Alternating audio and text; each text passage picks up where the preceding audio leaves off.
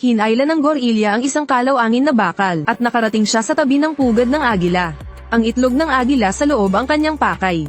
Ngayon ay 200 taon na matapos maglaho ang sangkatauhan. Ang mga gusaling minsang bumalat sa mundo, ay muling natakpan ng makakapal na halaman.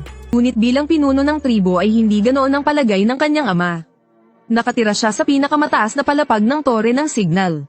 At siya ang pinakadakilang tagasanay ng agila sa tribo. Isa rin siyang mahigpit na ama. Tatapos lang ni Noah sa isang pambihirang tagumpay. Nakuha niya ang itlog ng agila mula sa pinakamataas na bangin. Mabilis niyang tinanong kung lumabas ba siya ng lambak.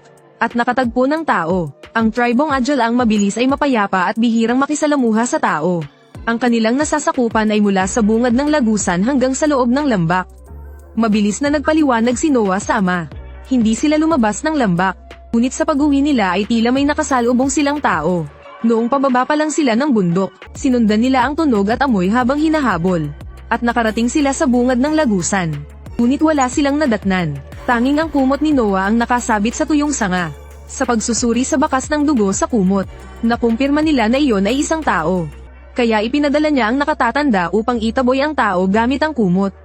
Hindi nila alam na dahil nalantad na ang lugar, ang kanilang mapayapang buhay tulad ng paraiso, ay hindi na magtatagal. At nang gabing iyon mismo, sa toldang pinaglalagyan ng tuyong isda, umaasang maabisuhan ng kanyang tribo sa oras. Ngunit alam niyang huli na iyon, nang siya'y dumating ng habol hininga sa kanilang tahanan. Ang buong nayon ay nilamon na ng apoy. Ang mga gorilyang may suot na maskara at may hawak na kuryenteng pamalo, ay walang awang inaatake ang kanyang magising si Noah mula sa pagkahimatay. Ang kanyang tahanan ay tuluyang naglaho. Tanging ang tore ng lumang sibilisasyon ang nanatiling nakatayo. Sa loob lamang ng isang gabi, nawala kay Noah ang lahat. Ngunit hindi siya pananghinaan ng loob. Inilibing ni Noah ang kanyang ama. Sumakay sa kanyang kabayong maliit.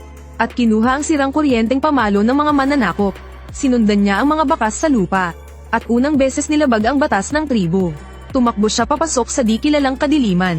Bilang tagapagmana ng tribo ng tagasanay ng agila. Ngunit sa kabutihang palad ay sa isang sangandaan. Natagpuan niya ang kumot ng kanyang ina. At muling nabuhayan siya ng loob na hanapin ang tribo. Ngunit dumating na naman ang bagong sakuna. Ang maitim na ulap ay hudyat ng paparating na ulan. Hindi na nag-aksaya ng oras si Noah. At sa malamig na gabi ay nakatulog siya. Mabuti na lamang at ligtas ang buong magdamag. Kinabukasan ng umaga, pagising pa lang ni Noah mula sa kanyang tulog. At nakita niya ang araw na agila ng kanyang ama sa harap niya. Akala niya ay tinanggap na siya ng agila.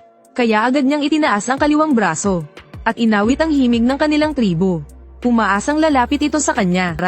Ang gorilya ay nagngangalang Raka. Siya at ang kanyang mga kasama ay inusig din ng mga may maskara.